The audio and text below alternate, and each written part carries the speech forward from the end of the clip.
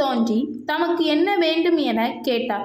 உடனே பஸ்மாசுரனும் தான் எவர் தலையில் என் வலது கையை வைத்தாலும் அவர் எரிந்து சாம்பலாக வேண்டும் என்ற வரத்தை கேட்டான். சிவபெருமானும் அப்படியே ஆகட்டும் என கேட்ட வரத்தை கொடுத்தார்.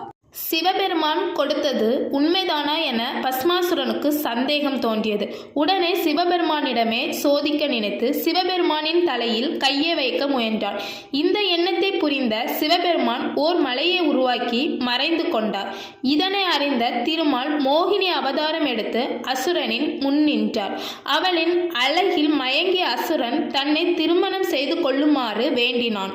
அதற்கு மோகினி தன்னை போலவே நடனம் ஆடினால் மட்டுமே மணப்பேன் என கூற அவனும் அவளை போன்றே நடனம் ஆடினான்.